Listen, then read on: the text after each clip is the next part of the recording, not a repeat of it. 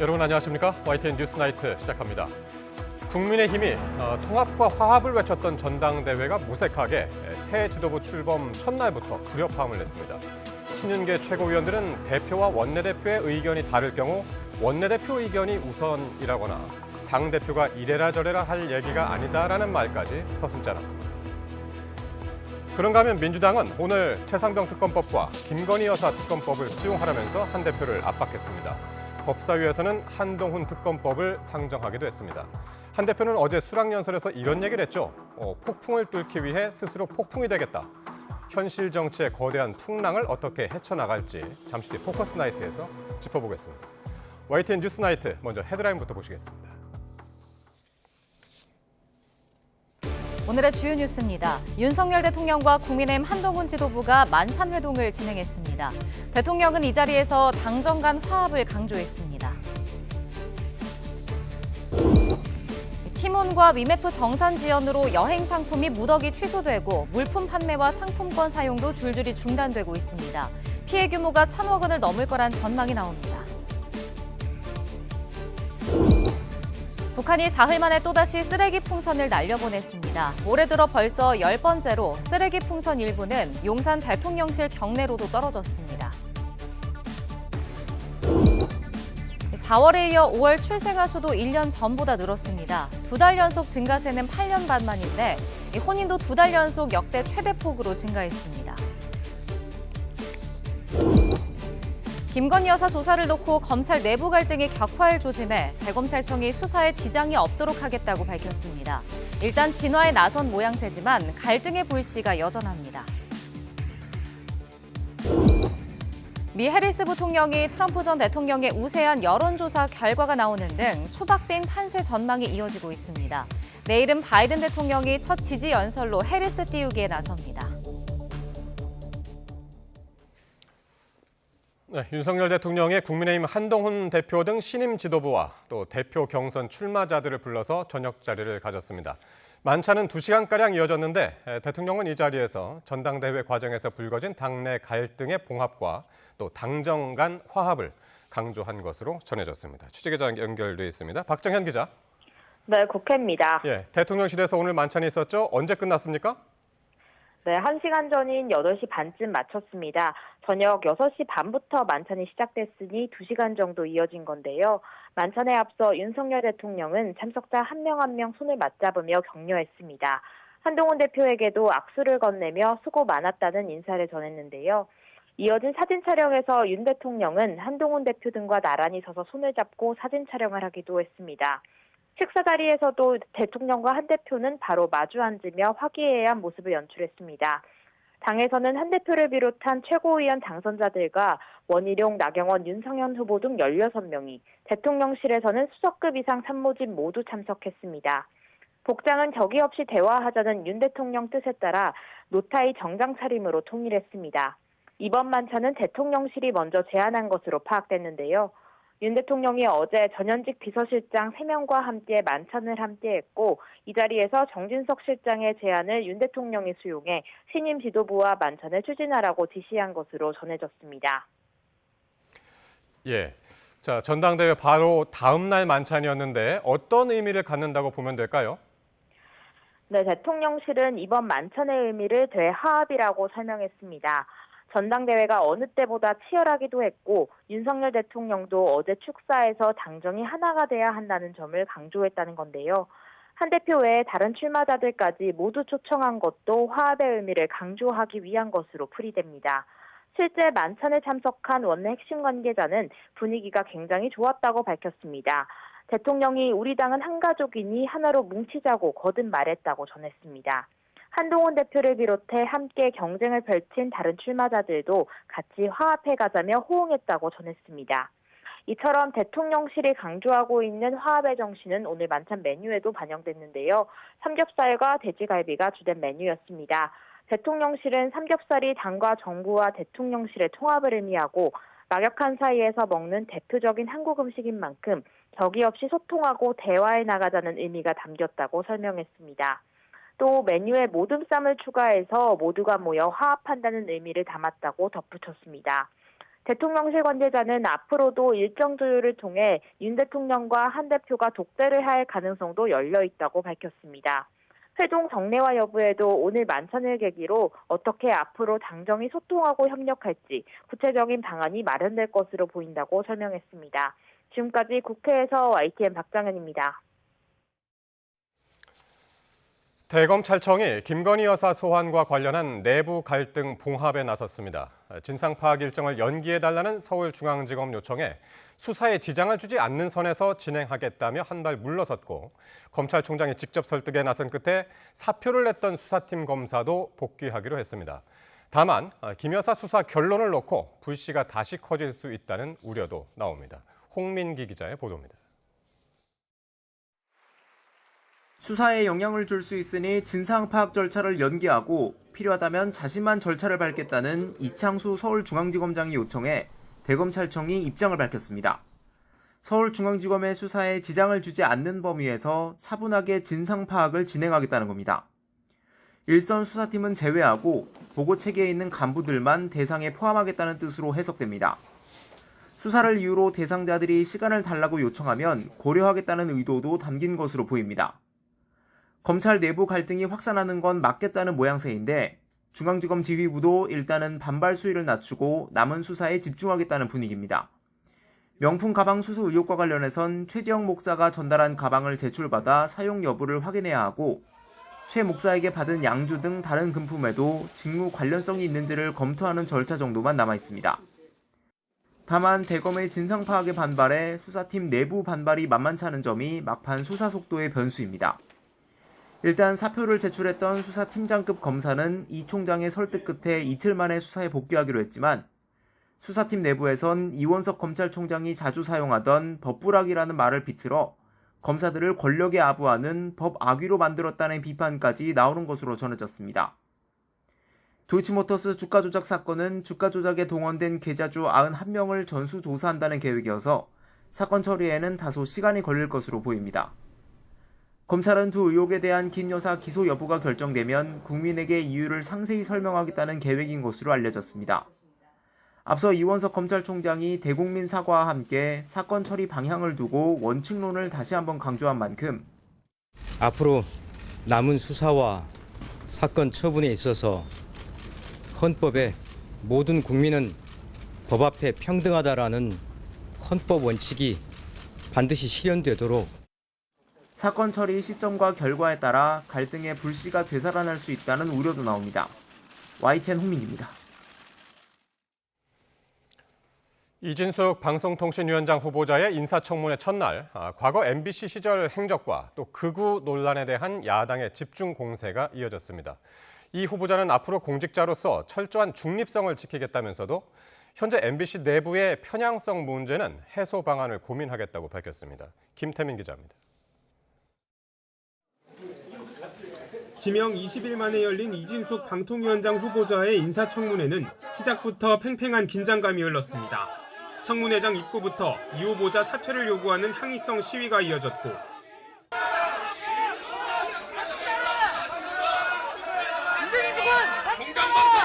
민주당 소속 최민희 과방위원장은 선서 증서를 제출하고 돌아가는 이 후보자를 불러세워 신경전을 벌이기도 했습니다.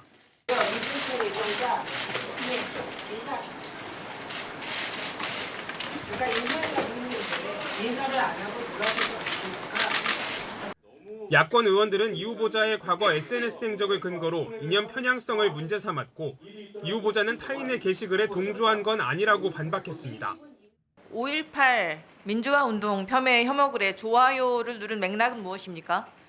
무심코 좋아요를 누르기도 합니다. 앞으로는 제가 좋아요를 누르는데도 조금 신경을 써야 되겠다라고 생각을 하고 있고 언제부터 그 우리나라가 이른바 좋아요 연좌제가 있는지도 모르겠고요. 이 후보자는 박문진 이사 선임을 앞둔 친정 MBC에 대해 비판적 입장을 숨기지 않았습니다. 언론노조 중심으로 회사가 운영되며 보도의 정치성이 심해졌다고 지적했습니다. 언제서부터인가 언론노조가 주도적인 회사 내 세력으로 되면서 정치성이 굉장히 강화가 됐습니다. 노조가 중요한 결정을 사실상 좌지우지하게 되는 반면 야당은 이 후보자야말로 과거 MBC 보도본부장 재직 시절 세월호 오보 참사의 책임자였다고 날을 세웠습니다. 이 후보자는 인사청문회 참고인으로 출석한 세월호 유가족을 향해 사과의 뜻을 밝혔지만 유족들은 수용을 거부했습니다. 당시 보도본부장으로서 그에 대한 책임을 통감하십니까? 책임을 통감합니다. 유가족께 말씀드립니다. 저희로서는 있으신지요? 최선을 다했지만 아닙니다. 지금 후보자 지금 시간이 갑니다. 생각합니다. 이 밖에도 오후엔 MBC 출신 인사들이 대거 청문회 증인으로 출석해 진실 공방을 벌이기도 했습니다. 이례적으로 이틀간 열리는 이 후보자의 인사청문회는 마지막 날까지도 치열하게 이어질 전망입니다. YTN 김태민입니다. 전자상거래업체 Q10 계열사인 티몬과 위메프 정산금 미지급 사태가 확산하고 있습니다. 판매자에 대한 대금 정산뿐만 아니라 소비자에 대한 환불도 제대로 이루어지지 않고 있습니다. 신용카드 거래도 막혔고 은행의 선정산 대출 취급도 중단됐습니다. 오동건 기자가 취재했습니다. 정산금 미지급 사태가 불거진 티몬 본사. 창문을 대부분 가린 채 사람들의 모습도 찾기 어렵습니다. 상품 결제 취소와 환불 지연 사태가 이어지며 전자지급 결제 대행 업체도 티몬과 위메프의 거래를 중단했습니다. 신용카드로는 티몬 위메프 결제가 불가능하고 결제 취소에 대한 환불까지 당분간 어려워졌습니다. 신용카드로 결제한 고객은 환불을 받으려면 티몬이나 위메프에 직접 문의해 개별적으로 받아야 합니다. 특히 휴가철 여행업계 피해가 늘면서 여행사들이 판매를 중단하고 정산금 지급을 요구하는 상황입니다. 티몬과 위메프에는 곧 정산 완료할 것을 요청한 상황이고요. 그 정산 완료 여부에 따라서 앞으로의 좀 대응안을 검토하게 될 것 같습니다. 티몬 측은 최대한 빠르게 정상화하겠다는 입장이지만 판매자들도 줄줄이 발을 빼기 시작했습니다. 판매자들이 한꺼번에 정산금을 요구하는 이른바 셀러런 가능성까지 거론되고 있습니다. 지난달 기준 티몬과 위메프 등 Q10 계열사 이용자는 총 900만 명으로 결제 추정액은 수천억 원이 넘을 것으로 보입니다. 일각에선 Q10의 무리한 사업 확장이 화를 불렀다는 분석이 나오고 있습니다. Q10은 티몬과 위메프 인수에 이어서 올해 AK몰을 인수하고 북미와 유럽에 기반을 둔 글로벌 플랫폼 위시를 1억 7,300만 달러, 약 2,400억 원에 사들였습니다. 그동안에 고객이 결제를 하면 그 대금을 자기들이 보관을 했다가 판매자별 정산 일자에 맞춰서 지급을 하는 방식으로 운영을 하다 보니까 그 대금을 갖다가 일단 급한 김에 지금 위시에 인수하는 자금으로 쓴 것이 아니냐 하는 추정을 지금 하고 있는 상황이고요. 그래서 무리한 인수합병의 여파로 지금 그룹 전반의 유동성이 말라가는 상황으로 치달았다라는 지금 분석이 나오고 있습니다. 사태의 파장이 커지면서 은행들은 정산되지 않은 금액을 담보로 대출을 하는 선정산 대출 서비스를 잠정 중단했습니다. 티몬 측은 정산 시스템 자체를 바꿔 대응한다고 밝혔지만 Q10이 완전 자본 잠식 상태라 어떻게 유동성을 확보할지는 미지수입니다. 정산 지연 사태가 조속히 해결되지 않으면 경쟁이 치열한 이커머스 시장에서 소비자마저 완전히 등을 돌릴 수 있어 1세대 이커머스 업체 티몬이 최대 위기를 맞고 있습니다. YTN 오동건입니다. 위메프와 티몬의 정산 지연 사태와 관련해 대통령실은 피해가 커지지 않도록 하겠다고 밝혔습니다. 대통령실 관계자는 상황을 예의주시하면서 소비자와 판매자 피해가 커지지 않도록 최선의 노력을 다할 것이라고 밝혔습니다. 이와 관련해 공정거래위원회는 소비자 피해 발생 여부를 모니터링하고 피해자들을 구제할 수 있는 방안을 검토하고 있는 것으로 알려졌습니다. 금융당국은 대표자와 주주 측에 자금 조달 계획을 제출하도록 요구했고 위메프와 티몬이 소비자와 판매자 보호를 위한 조치를 취하도록 시급히 지도하고 있는 것으로 전해졌습니다. 북한이 사흘 만에 다시 쓰레기를 담은 풍선을 남측으로 날려보냈습니다. 올해 들어 벌써 10번째 풍선 도발로 이번엔 용산 대통령실 경내에까지 풍선 잔해물이 떨어졌습니다. 보도에 이종원 기자입니다. 용산 대통령실과 국방부 청사 상공을 비행 중인 쓰레기 풍선입니다. 이 풍선이 지나간 뒤 국방부 주변엔 잔해물로 추정되는 은박지 등 종이 조각도 발견됐습니다. 이에 앞서 북한의 쓰레기 풍선은 대통령실 경내까지 떨어졌는데 대통령실은 관측 장비를 통해 실시간으로 감시하다 장소를 명확하게 파악한 뒤 낙하 이후 수거했다고 밝혔습니다. 하참은 오후 4시까지 모두 300여 개의 풍선이 식별됐고 이 가운데 250여 개가 경기 북부 지역과 서울 등 우리 지역에 떨어졌다고 밝혔습니다. 내용물은 종이나 비닐류의 쓰레기로 안전 유해 물질은 이번에도 발견되지 않았습니다. 북한의 풍선 도발은 지난 21일에 이은 사흘 만으로 올해 들어 벌써 10번째입니다. 군은 북한 외교관 탈북 등의 내용을 담은 대북 확성기를 지난 21일부터 모든 전선에서 동시에 방송하며 대응 수위를 끌어올린 상태입니다. 과거에도 대북 확성기 방송에 민감하게 반응해온 북한은 현재 대남 소음 방송으로 맞대응하고 있습니다. 비례성을 깨는 추가적 어떤 행동들이 나오게 되면 이제 거기에 상응하는 또 행동들이 나오는 방식으로 해서 위기가 조성될 가능성은 있죠. 이런 가운데 신원식 국방부 장관은 일본 언론과의 인터뷰에서 남측 민간단체의 대북전단 살포 장소 등이 사전에 노출될 가능성을 염두에 두고 철저히 대비하고 있다고 밝혔습니다. 과거 북한은 우리 민간단체가 날린 대북전단을 향해 총격을 가해왔는데 이를 염두에 둔 발언으로 보입니다. 일각에선 북한이 쓰레기만 넣은 채 장마철에도 계속 풍선을 날리고 있는 점으로 미뤄 유사시 도발 수단으로 삼기 위해 일종의 훈련을 하고 있는 게 아니냐는 지적도 나오고 있습니다. YTN 이종원입니다.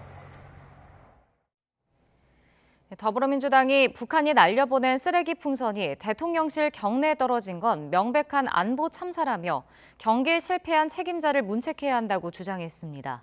한민수 대변인은 서면 브리핑에서 북한의 풍선 도발이 윤석열 대통령 코앞까지 침투한 셈인데 오물이 아니라 폭탄이나 테러 물질이었으면 어쩔 뻔했느냐며 이같이 밝혔습니다. 지난 4월에 이어 5월에도 출생아 수가 1년 전에 비해 늘었습니다. 2만 명이 안 되지만 출생아 수가 2달 연속 증가한 건 8년 반 만입니다. 혼인도 2달 연속 역대 최대폭으로 늘었습니다. 보도에 이승은 기자입니다. 지난 5월 출생아 수가 19,547명으로 지난해 같은 달에 비해 514명, 2.7% 늘었습니다.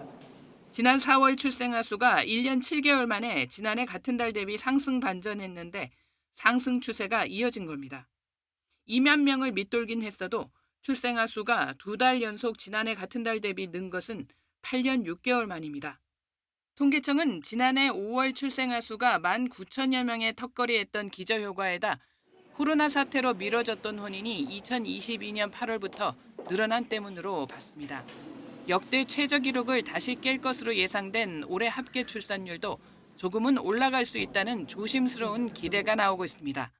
하반기에도 이런 증가의 흐름들이 약간씩은 나타날 것으로 보여져서 저희가 이제 추계했던 올해 합계 출산율 0.68보다는 약간은 조금 이제 올라가지 않을까.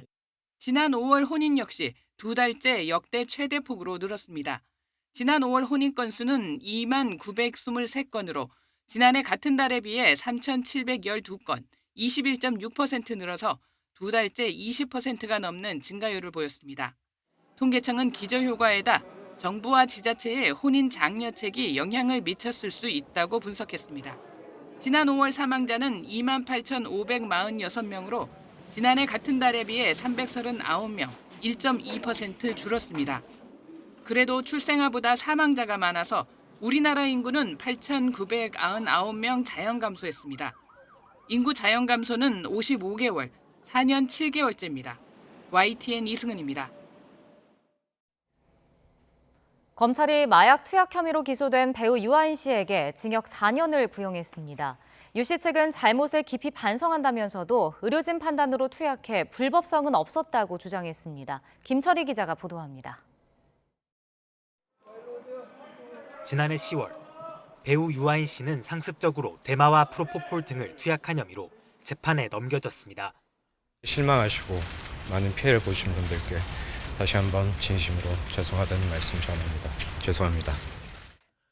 이어진 재판에서 유 씨 측은 투약 사실 자체는 인정했지만 혐의가 과장됐다는 입장을 유지했습니다. 1년 가까이 이어진 재판 끝에 검찰은 유 씨에게 징역 4년과 벌금 200만 원을 선고해달라고 재판부에 요청했습니다. 검찰은 유 씨가 재력을 이용해 수사력이 닿지 않는 해외에서 마약을 투약하고 목격자들을 해외로 도피시키는 등 대한민국 형사사법 시스템을 무시했다고 구형 이유를 밝혔습니다. 그러면서 소신 발언으로 사회적 영향력이 컸던 유 씨가 그 힘을 오히려 죄를 덮는 데 사용했다고 질타했습니다. 최후 변론 기회를 얻은 유 씨는 잘못에 대해 깊이 반성하고 사죄드린다며 이번 사건을 통해 더 성숙하고 책임감 있는 인간으로 살아가겠다는 다짐을 하게 됐다며 고개를 숙였습니다. 다만 변호인을 통해선 프로포폴 투약이 정신질환과 수면장애를 치료하기 위해서였고 의사 판단하에 투약이 이루어진 만큼 불법성이 전혀 없다는 점을 다시 강조했습니다. 또 미국에서 다른 사람에게 대마 흡연을 교사했다는 혐의 역시 사실이 아니라고 부인했습니다. 마지막까지 양측 입장이 첨예하게 대립한 가운데 유 씨의 선고는 오는 9월 3일 이뤄질 예정입니다. YTN 김철입니다.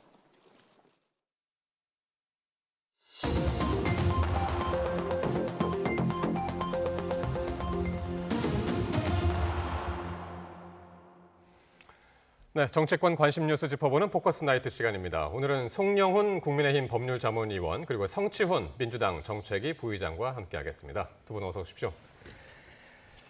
자, 윤 대통령이 오늘 한동훈 신임 대표 등 전현직 지도부와 만찬을 함께했습니다. 8시 40분에 끝났다고 조금 전에 전해드렸었는데요. 이번 만찬이 이제 대통령실에서 먼저 제안했고, 근데 이제 전당대회 바로 다음 날 만찬 회동이 있어서 와 굉장히 빨리 정해졌구나. 이제 그런 생각도 했습니다. 그렇습니다. 네. 다음 날 다 같이 만찬을 했다는 것이 중요한 키워드가 되겠죠. 그러니까 역대에 비해서 굉장히 신속하게 지금 대통령과 당 지도부 간에 네. 식사 일정이 잡혀서 성사가 됐고 네. 그리고 그 기존 지도부 그러니까 비대위죠. 그리고 새로 선출된 지도부 그리고 낙선한 후보들까지 네. 다 같이 한 자리에 모여서 이렇게 예.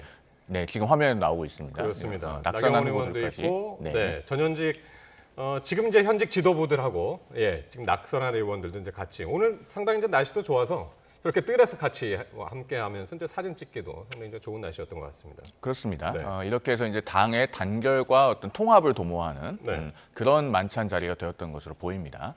2시간 10분 정도 진행이 됐다고 하고 네. 메뉴도 상당히 좀 의미가 있어 보이죠. 그 대통령실의 설명에 의하면은 뭐 삼겹살, 돼지갈비, 모둠쌈 이런 메뉴들이 있었다고 하는데 네. 삼겹살은 이제 당정대의 통합을 상징하는 의미로 대통령께서 직접 고르셨다고 하고 네. 또 원래는 그 메뉴에 비빔밥을 하려고 했는데 이걸 이제 변경을 해서 모둠쌈을 선정을 한 것도 화합의 의미를 담았다. 뭐 이렇게 대통령실은 설명을 하고 식상 있습니다. 테이블은 일렬로 쭉 놓고 이제 한쪽에서는 이제 대통령실하고 그 앞에는 이제 국민의힘 지금 지도부가 쫙 앉았는데 대통령실 쪽에 이제 나경원 의원하고 원희룡 의원 이제 낙선한 의원들도 그쪽에 이제 앉아서 식사 바로 저 직전에 지금 모습 보셨습니다. 오늘 어떻게 보셨습니까? 만찬은? 뭐 일단 바로 직후에 이루어졌다는 점은 뭐 긍정적인 것 같고요. 네. 뭐 근데 삼겹살과 쌈이 이 대화합의 메뉴인 건 저는 오늘 처음 알았던 것 같은데 뭐 꿈보다 해몽이 더 좋은 거겠죠. 뭐 예. 그런 의미를 부여하는 것 같은데 근데 또 글쎄요 이거에도 다른 관점에서 또 보자면 네. 한동훈 신임 당대표가 사실 지금 그 108석 매우 여소야 대상의 이런 그 불리한 그 국회 상황을 뚫어야 되는 막중한 임무가 있지 않습니까? 그럼 좀 힘을 실어줘야 될 법도 한데 뭔가 낙선자들을 함께 불렀다는 것은 또 어떤 시점에서 봤을 때는 물론 뭐 싸우느라 고생했지만 다 같이 네. 한 목소리를 내자라는 의미일 수도 있지만 힘을 실어주지 않는 뭔가 새로 뽑힌 당대표도 역시 원 오브 댐일 뿐이다 이렇게 좀 그러고 평가적으로 보니 그러네요. 그렇게 보통 볼 수도 있습니다. 당선된 그쵸. 이제 신임 지도부를 보통 부르는데 저는 낙선한 사람까지 불러서 보는 것은 어떻게 보면 뭐 이것도 정말 화합에 좋은 의미 아니냐라고 해석할 수도 있겠지만 예. 어떻게 보면 왜냐하면 선거 과정에서 예. 매끄럽게 이어졌다면은 이렇게까지 다 다독여주네라는 품넓은 대통령이라고 이미지가 가져갈 수 있겠지만 네. 선거 과정에서 윤석열 대통령과 뭐 사이가 안 좋지 않느냐 이거 윤석열 대통령 소통이 안 되지 않느냐 이걸로 공격당한 한동훈 대표이기 때문에 그런 시점으로 좀 바라볼 수도 있지 않을까라는 말씀을 드려봅니다. 예, 알겠습니다. 저는 이거 화합의 의미가 맞다고 봐요. 왜냐하면 네. 아까 제가 메뉴 설명드리면서 하나 중요한 걸 말씀 안 드렸는데 오늘 제로콜라도 준비를 했다고 합니다. 네. 그리고 한동훈 그 대표가 잘 즐겨 먹는다고 알려진 제로콜라를 준비를 했고 예. 그다음에 또 이렇게 대통령이 신임 당대표를 이렇게 동석하면서 격려를 하고 그러면서 또 낙선한 후보들에게도 어떻게 보면은 신임 당대표를 잘 이렇게 좀 도와주고 함께 화합해라라고 하는 의미를 제시하는 그런 의미가 있죠. 네, 알겠습니다. 자, 오늘 한동훈 신임 당대표가 오늘 만찬 전에요. 오늘 오전에 이제 국립현충원에서 이제 참배를 시작으로 해서 본격적인 행보를 시작했고요. 또 홍철호 대통령실 정무수석과도 접견을 했습니다. 오늘 첫 공식 행보들 영상으로 보고 오시겠습니다.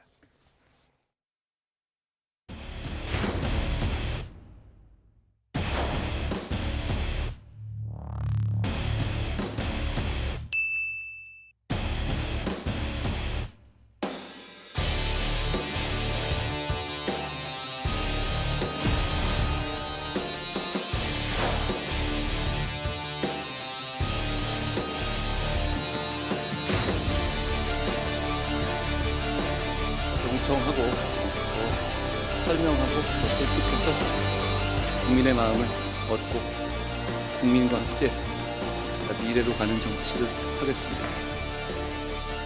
첫날인데 그런 걸 내놓는 걸 어떻게 평가하십니까? 국민들께서 어떻게 평가하실지 걱정되네요.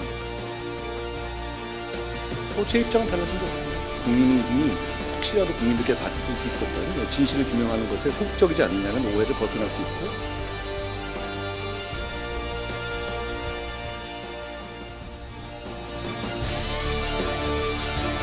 폭주하고 있는 거대 야당 돼서 우리가 원팀이 돼서 대통령님의 역할을 하셔야 되는데 단단히 발목이 잡히셔가지고 우리 여당과 정부가 한 몸이 돼야 된다.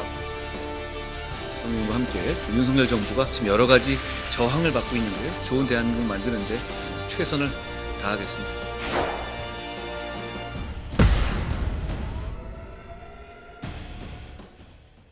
자, 오늘 새 지도부 출범 첫날부터 상당히 여러 가지 일이 있었습니다. 그중에서 차곡차곡 한번 볼 텐데요. 현충원 참배 뒤에는 박명록의 국민의 마음을 얻고 함께 미래를 가겠다라는 글을 남겼고 홍수석하고 만난 자리에서는 좋은 정치를 강조하면서 당정 간의 시너지 이 부분을 또 강조를 했습니다. 그렇습니다. 결국에는 현 시점에서 당정의 목표는 같을 수밖에 없죠. 지금 이번 전당대회 결과를 통해서 확인되는 것이 변화를 열망하는 당심과 민심 아니겠습니까? 그러면 그런 민심을 잘 받들면서 민심의 기대를 회복하고 결국에는 성공적인 국정 운영으로 가는 그런 것이 공동의 목표가 돼야 됩니다. 그러면 그 공동의 목표를 위해서 일단 안정적인 당정 관계를 구축하는 것이 중요하겠죠. 그러니까 수평적이냐 수직적이냐 이걸 떠나서 지금 한동훈 신임 대표도 뭐라고 얘기를 합니까? 생산적인 당정 관계, 건강하고 생산적인 당정 관계를 강조하잖아요. 그러면 결국에는 결과물을 내기 위해서는 파트너십이 구축이 돼야 됩니다. 그런 것을 위해서 오늘은 굉장히 안정적인 메시지들을 지금 대통령실과 또 여당 지도부 모두 내고 있다. 그렇게 평가할 수 있을 것 같습니다. 예, 송 부의장께서는 어떻게 보십니까? 이 생산적인 당정 관계. 사실 그 시너지를 낸다는 것이 정부가 추진하는 것을 당이 서포트하는 모습이 될 수도 있는 것이고요. 그 정부가 부족한 부분을 당이 보완하는 부분이 모습이 될 수도 있습니다. 근데 사실 지난 총선에서 봤을 때 원래 집권 여당의 가장 큰 메리트는 집권하고 있는 정당이라는 거 아닙니까? 그러면서 우리는 집권 여당이 힘을 실어 주십시오. 이 메시지가 가장 좋은 메시지인데 사실 그 총선 과정에서 이 메시지를 던지지 못했어요. 왜 그랬냐면은 총선 과정에서 이 윤석열 정부에 대한 국민들의 이 민심이 좋지 않았기 때문이죠. 그러면은 아까 말씀드린 두 가지 모습 중에 당은 정부의 뭔가 그냥 하는 걸 따라가는 정당이 아닌 그거에 대해서 부족한 점을 좀 보완해주고 때로는 쓴소리도 하고 때로는 국정운영 방향에 대해서 수정하는 얘기도 하고 이런 모습을 보여주는 것이 지금 집권 여당이 해야 되는 역할이라는 거거든요. 그것을 지금 한동훈 신임 당대표에게 보수 진영의 지지자들이 그거 역할을 하라고 지금 사실상 목소리를 내준 거라고 다들 평가를 하고 있습니다. 그렇기 때문에 지금 당정 시너지를 바라보는 입장이 사실 용산의 시각과 지금 한동훈 대표의 시각이 지금 다른 과정이기 때문에 과연 이것을 어떻게 조율할 것인가가 관점이 아닐까 싶습니다. 그러니까요. 이 당정 관계 회복이라는 게 어떻게 보면은 친윤계와의 갈등을 어떻게 푸느냐, 이 과제가 선행돼야 될 것 같거든요. 그래서 오늘 한동훈 대표가 한 여러 가지 말 중에 저는 귀에 들어오는 것이 설득당하고 설득하겠다라는 코멘트가 있었습니다. 설득하고 설득당하겠다가 아니에요. 설득당하고 설득하겠다라는 표현을 쓰던데 바로 이런 부분에서 지금 말씀하신 것처럼 당내에서 한동훈 대표와 의견을 달리하는 그룹이 존재하고 그런 그룹과 충분한 대화와 토론을 통해서 협의를 하겠다. 나는 열려 있다라고 하는 시그널을 보낸 것이 아닌가 저는 그렇게 읽었습니다. 자, 아니나 다를까 오늘 취임 첫날부터 한동훈 대표가 제기를 했었던 제3자 추천 최상병 특검법을 두고 친윤계 최고위원들이 이견을 표출을 했는데요. 한번 직접 듣고 오겠습니다. 이 최상병 특검법은 국회 운영에 관해서 국회의원들이 표결을 하고 국회에서 결정을 하는 내용이기 때문에 원내대표에게 정권이 있습니다. 당대표의 의사와 원내대표의 의사가 다를 때는 원내대표의 의사가 우선하도록 되어 있습니다. 최상병 특검법과 관련된 입장이라든지 뭐 검사를 어떻게 임명할 것이냐 이런 조항이라고 하는 것은 이것은 원내 전략에 해당하는 것이고 이게 당 대표가 이래라 저래라 할 얘기는 아니다라고 하는 게 기본적인 제 입장이고요. 아마 원내 대표님도 그렇게 생각하지 않을까 이런 생각이 드는데요. 우리 당은 민주주의적 정당이고요. 그리고 당내 최고위원뿐 아니라 모든 사람이 이견을 낼 수 있습니다. 이견을 좁혀가는 토론하면 되는 것이죠. 예.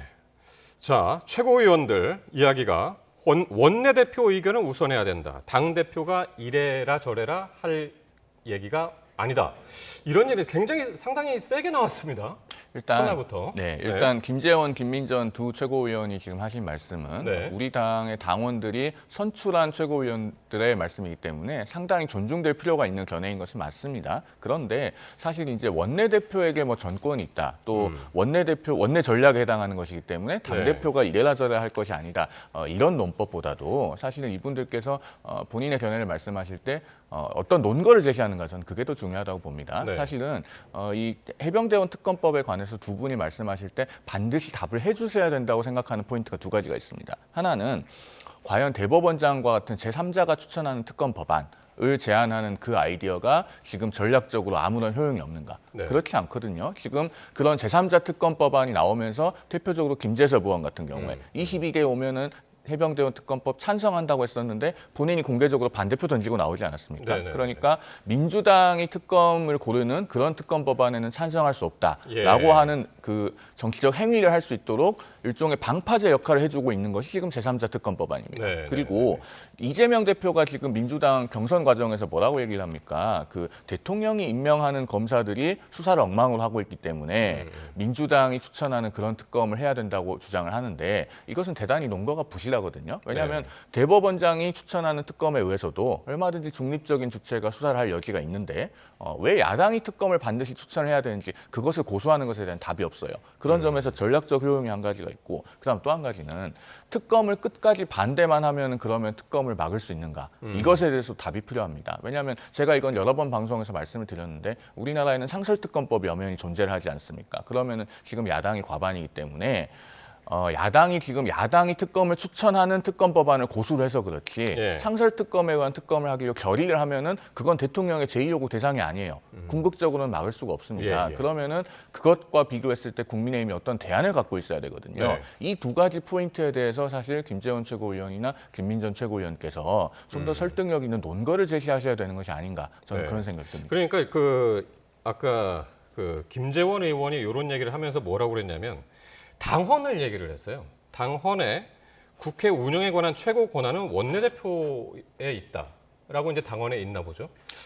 그걸 근거로 들었단 말이에요. 그러니까 저는 그런 논법이 최선인지는 좀 의문인 것이 그러면은 원내대표 한 분의 의사만 중요하고 나머지 107명 의원의 의견은 중요하지 않습니까? 민주적인 정당의 모습은 그런 것이 아니거든요. 그렇기 때문에 이것은 당내에서 앞으로 치열하게 대화와 토론 또 협의가 거쳐져야 된다. 그런 말씀을 드리고 싶습니다.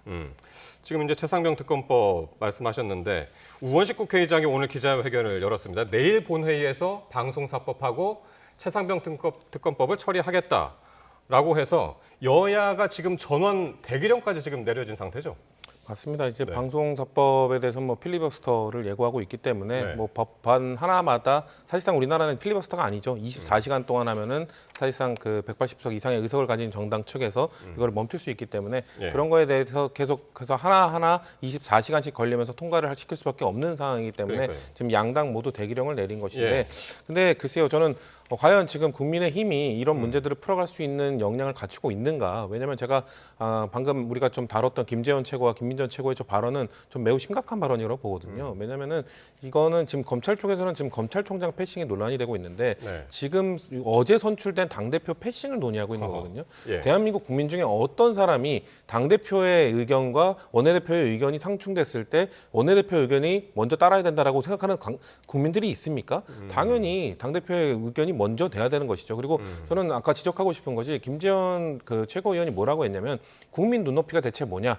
그렇게 애매모호한 얘기하지 말고 명확하게 얘기하라고 했는데 국민 눈높이가 뭐냐면 이번에 그 국민의힘 전당대회 결과의 특이한 점이 당심과 민심이 거의 비일치하게 나왔습니다. 네네. 그 말은 뭐냐면 이번에 선출된 한동훈 신임 당대표가 보수 정당에 관심 있고 지지하고 이런 일반 국민들의 의견을 대변하는 말을 하고 있다는 것이거든요. 그렇기 때문에 최혜병 특검법, 지금 우원식 총장이 이번에 상정하겠다고 한 최혜병 특검법과 관련돼서도 그래도 한동훈 신임 당대표가 말했던 방법, 중재안을 통해서라도 풀어가려고 하는 방법이 민심에 부합되는 내용이다. 근데 그거에 대해서 제동을 걸겠다, 원내대표 말이 우선이다, 이렇게 지금 벌써부터 당선증에 잉크도 마르기 전에 자중질하는 모습을 보이고 있기 때문에 지금 우원식 의장 입장에서는 지금 국민의힘 쪽에서는 이건 합의에 뭐 의지가 없다라고 보여지고 그렇기 때문에 상정하는 걸로 결정한 걸로 보입니다. 근데 민주당에서는 사실 국민의힘의 전당대회 후를 기다렸잖아요. 그렇죠. 그러니까 한동훈 후보가 한동훈 대표가 되는 순간 요거는 좀 기류가 달라질 것이다.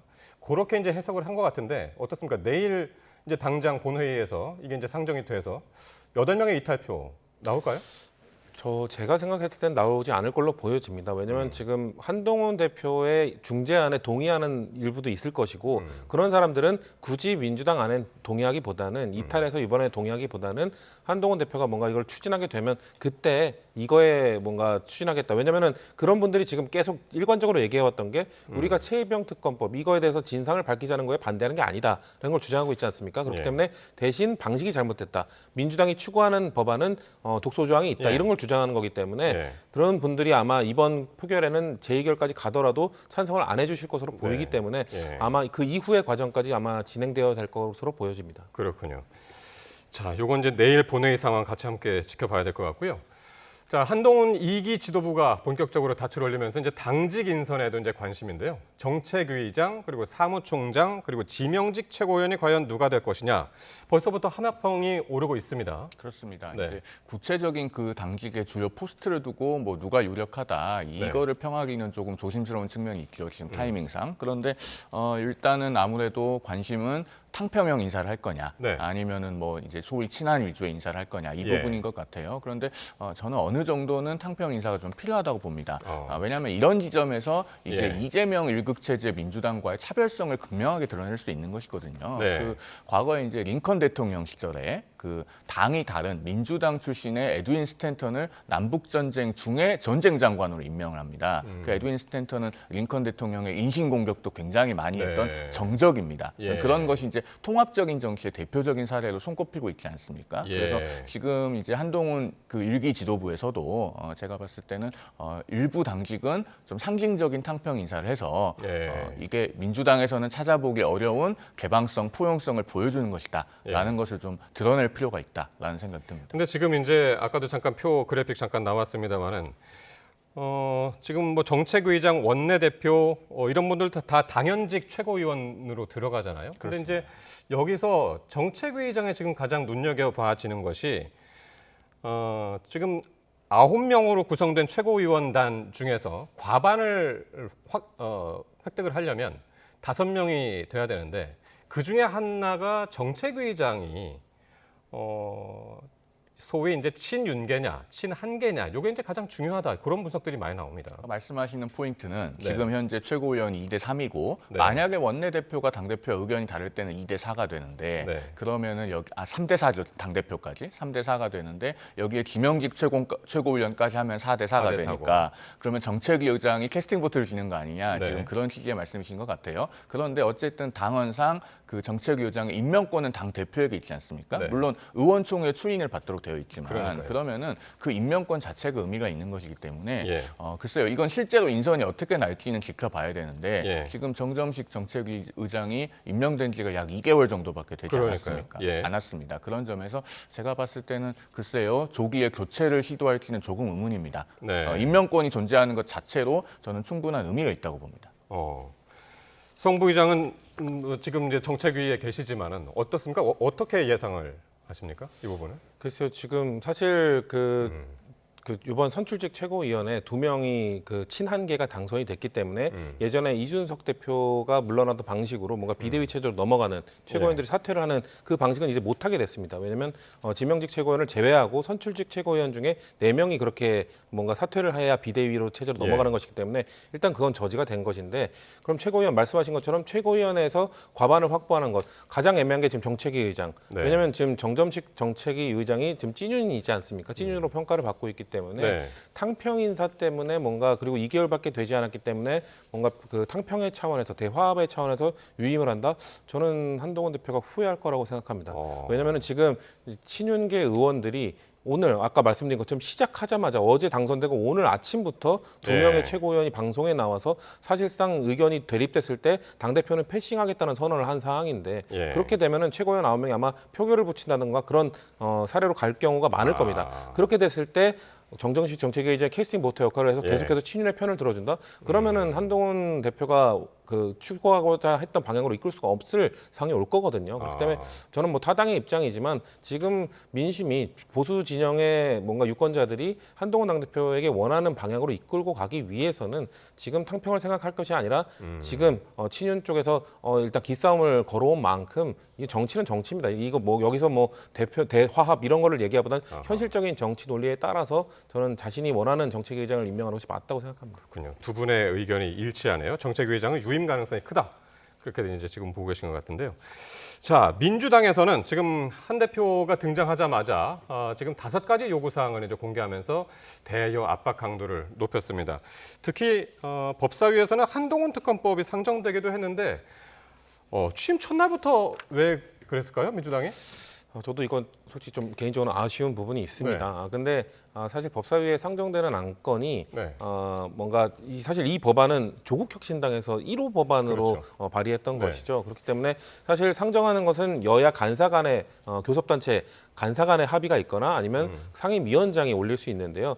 당연히 합의는 안 되죠. 왜냐하면 국민의힘 간사가 당연히 반대할 것이기 때문에 합의가 안 되기 때문에 법사위원장인 정청래 위원장이 그 위원장의 권한으로 올린 것인데, 아마도 조국혁신당의 요구가 있었던 것 같고 다시 상정은 하긴 했지만 아마 바로 그 전체 위원회 차원에서 논의를 할 것 같지는 않고 소위로 아마 회부해서 논의가 될 겁니다. 그 말은 민주당도 이 사안에 대해서 조국혁신당 제3당의 강한 요구가 있었고 제1호 법안이라는 상징적인 법안이다 이러면서 강한 요구가 있었기 때문에 상정은 했으나 민주당 차원에서 이걸 어떻게 할지는 좀 더 시간을 갖고 논의해 볼 것이다.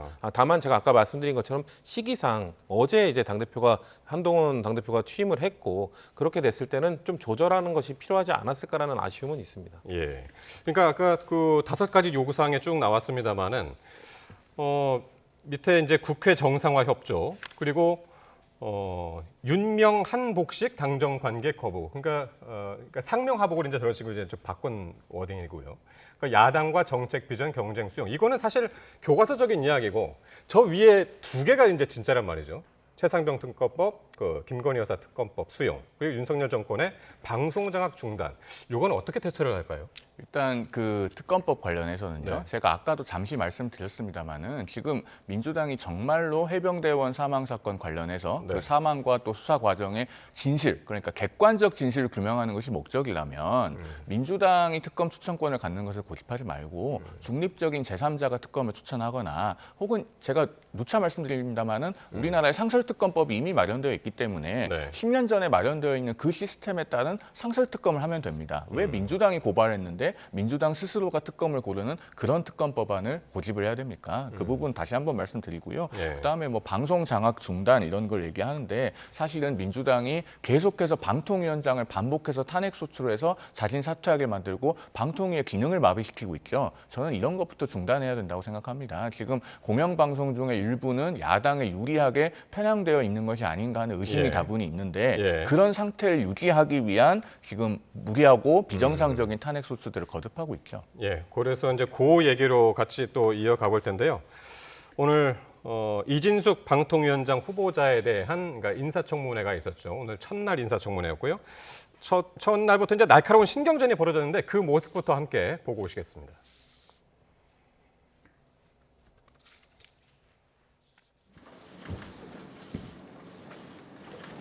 저기요, 이진숙 내정자 인사하시죠. 제가 인사하려고 했는데 인사를 안 하고 돌아셔서 가시니까 벌 좀 하잖아요. 잠깐만요. 그렇게 하시면 안 돼요. 저하고 싸우려고 하시면. 인사하겠습니다. 악수도 할까요? 그러니까 이렇게 하면 되는 거잖아요. 이거 이렇게 하시면 안 돼요. 가세요. 미디어 전반에 공공성이 약화되고 있다는 우려의 목소리 또한 커지고 있습니다. 좀 줄여주시죠. 공영방송은 사실에 입각한 객관적 보도라는 평가를 저기요. 받기보다는 잠깐만요. 편향성 논란에 이진숙 네. 후보자님 2분 드리겠다고 했고 2분 내에 요약을 해주십사고 부탁드렸습니다. 왜냐하면 우리가 의사진행 발언도 여러분이 하실 거고. 예, 최민희 위원장하고 이진숙 후보자하고 상당한 신경전이 처음부터 이제 펼쳐졌습니다. 인사를 안 한 거 가지고 시작이 됐는데 어떻게 보셨습니까? 그러니까 최민희 위원장이 네. 지금 그 목소리의 톤만 조근조근 하실 뿐 네. 사실은 이진숙 후보자와 아주 있는 대로 기싸움을 했죠. 특히나 지금 조금 전에도 봤습니다만 그 2분 이내 발언하라 이런 네. 부분은 자 인사청문회 청문이 뭡니까? 이것도 들을 청 들을 문입니다. 결국은 공직 후보자로부터 공직을 어떻게 수행할 것인지 계획을 듣고 또 그분이 인사 그 대상자로서 적합한지 공직 예. 후보자로서의 그 자격을 갖췄는지에 대해서도 본인의 말을 듣기 위한 겁니다. 그게 청문회인데 지금 계속 뭐 짧은 시간을 주고 그 시간 안에 다 발언을 하라든가 예. 국회법상 의사진행 발언도 5분 이내인데 후보자는 2분 이내에 발언하라 이런 부분들은 정말 우리 청문회가 계속 이렇게 진행이 돼도 좋은가 법사위에 이어서 지금 과방위에서도 같은 풍경이 되풀이되고 있다는 생각이 듭니다. 이 최민희, 이진숙 이 두 분이 좀 과거 인연이 좀 있지 않습니까? 최민희 의원이 과거에 했을 때 그 MBC 그때도 네. 그 현역에 계셨기 때문에 그때 갈등이 있었던 걸로 보이는데 근데 그때 그것 때문에 지금의 오늘의 모습이 이어졌다고 보는 건 좀 과한 해석일 것 같아요. 왜냐면은 지금 사실 저 그 전체 인사청문회 과정을 봤다면은 단순히 그냥 그 2분으로 요약하라 이게 뭐 갑질처럼 볼 수는 없습니다. 왜냐면은 전체 그 이번 인사청문회 자체가 이 발언 시간에 대한 그거를 여야 간사가 상당히 협의를 하는 모습들을 계속 보였어요. 예. 그래서 그 최민희 위원장이 이걸 중재하는 모습도 보였고요. 이게 왜냐면은 이 위원들의 발언은 5분으로 제한되어 있습니다. 그래서 충분히 답변을 드리겠다. 그러니까 이진숙 후보자도 충분히 답변할 기회를 받았거든요. 근데 네. 이거는 모두 발언 아닙니까? 그러니까 모두 발언에 대해서는 당연히 좀 줄여달라고 부탁을 한 거기 때문에 그거에 대해서 지적을 한 것이고 그래서 사실 왜 그러냐? 말씀하신 것처럼 인사청문회는 히어링이기 때문에 많이 들어야 되는데 근데 문제는 그래서 그 청문회 과정들을 보면 질문하는 위원들이 5분 동안은 계속 질문을 쏟아내고 그 시간이 타이머가 꺼진 다음에 자유롭게 답변하세요 이렇게 되거든요. 근데 그랬을 때 답변자들이 뭔가 본인에게 유리한 질문이 들어왔을 때 좀 길게 답변하는 그러면은 국민의힘 위원들이 질문했을 때 좀 길게 답변하는 그런 경향을 보이니까 또 여야 간사들이 합의해서 그럼 답변 시간도 총량을 정하자. 이렇게 정해가지고 나름 그래도 저는 우리가 너무 강한 뭐 법사위 같은 강하게 충돌하는 상임위들을 보다가 이거를 봐서 그런데 이거는 그래도 좀 여야 간사들 합의하면서 이거는 좀 총량적인 부분들을 협의해가면서 진행을 했기 때문에 우리가 봤던 초반에 저 기싸움이 좀 불편해 보일 수도 있지만 전체적인 운영은 그래도 여야 간사들이 최대한 자중하면서 진행했다는 말씀을 드리고 싶습니다. 예. 그러니까 최민희 위원장하고 이진숙 후보자가 지난해에 여야가 각각 방통위원으로 추천을 했었던 사람들이더라고요. 그래서 이제 그때 정치적인 편향성 때문에 둘 다 그래서 이제 논란이 됐었고 지금의 이제 방통위 2인 체제가 그래서 이제 지금까지 이어온 그런 지금 스토리가 있더군요. 저도 찾아보니까. 예.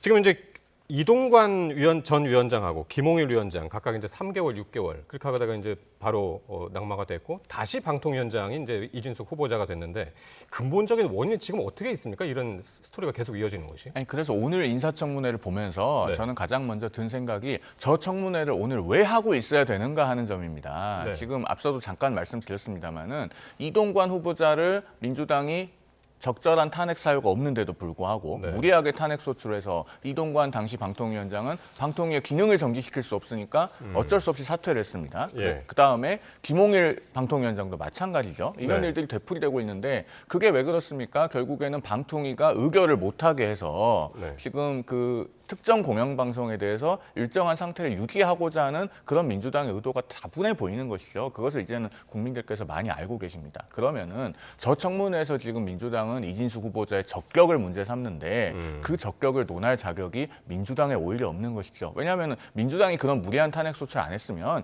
여전히 김홍일 위원장이 방통위원장이거나 이동관 위원장이 방통위원장이었을 것입니다. 예. 지금 어쨌든 그 이진숙 후보자의 과거 발언들, 정치적인 편향성들 이런 것도 상당히 문제점으로 지적을 하고 있지만은 법카 사용은 어디서 했느냐 이런 부분 또 44년 동안 헌혈을 안 했다 이런 부분들에 대해서도 지적이 많이 나오더군요 오늘 보니까. 저는 제가 봐도 헌혈에 대해서는 좀 그런 불편한 부분이 보였고요. 왜냐면은 아마 이진숙 후보자가 눈썹 문신을 했기 때문에 문신하면 6개월 동안 하지 못하는 그런 좀 이유들도 얘기했고 뭐 그 개인적 선호에 따라서 헌혈을 안 하는 것이 공직자로서의 자격이 없다라고 볼 수는 없죠. 근데 법카 사용에 대해서는 저는 따져볼 부분이 많다고 생각합니다. 왜냐면은 대전 MBC 사장을 하면서 자택 근처에서 아침에 마치 출근하면서 커피를 사가는 듯한 그런 그 법인카드 사용들이 많았고 예. 그리고 커피를 산 다음에 불과 몇 분 뒤에 또 다른 커피점에서 커피를 사는 그러면은 이 사실상 법인카드를 나눠서 한 장만 아니라 여러 장을 쓰면서 다른 사람과 공유한 것 아니냐라는 의혹도 있을 수 있는 거거든요. 왜냐면 네. 상식적으로 커피를 한 곳에 산 다음에 2분 뒤에 다른 커피숍 가서 똑같은 커피를 사지는 않거든요. 네. 그런 거에 대해서 지적을 하는 부분은 왜냐면 국민의힘에서 사실 민주당의 뭐 김연경 여사라든지 다양한 법카 사용에 대해서 그렇게 지적들을 하지 않았습니까? 이진숙 후보자의 법카 사용도 의혹이 이렇게 많은데 이걸 지적을 안 할 수는 없는 상황이다라는 말씀을 드리고 싶습니다. 일단 이진숙 후보자에 대해서는 이제 내일 하루 더 청문회를 해야 되는 것 같고, 근데 민주당에서는 이진숙 후보자가 되더라도 위원장으로 되더라도 또 탄핵을 하겠다고 이제 벼르고 있었단 말이죠. 이게 이루어질까요? 어떻게 보십니까? 마지막 질문입니다. 네, 바로 추진할 걸로 보여집니다. 그렇기 때문에 사실 이 여야가 이거 물러서 한 발씩 물러서야 됩니다. 그래서 그 우원식 국회의장도 중재안을 내놓은 것이고요. 왜냐하면 민주당은 다수의 힘을 갖고 있으니 계속 탄핵 시도를 할 수 있고 그렇게 되면 업무 정지가 되기 때문에 직무 정지가 되기 때문에 사퇴를 할 것이고 그렇게 되면은 그리고 방송사법에 대해서는 대통령이 또 거부권을 행사할 것이고 여야가 이거에 대해서 한치도 물러나지 않고 그러면 계속 그냥 공전 상태가 될 수밖에 없습니다. 그렇기 때문에 여야 누군가가 한 발 물러서야 되는데 극한 대립으로 간다면 계속해서 사퇴, 계속해서 방송사법 재발의 이것이 반복될 것이기 때문에 국민들 보시기에 매우 불편한 모습만 보여질 것으로 안타깝게 생각하고 있습니다. 알겠습니다. 오늘 말씀 여기까지 듣겠습니다. 송영훈 변호사 그리고 성치훈 부의장과 함께했습니다. 두 분 고맙습니다.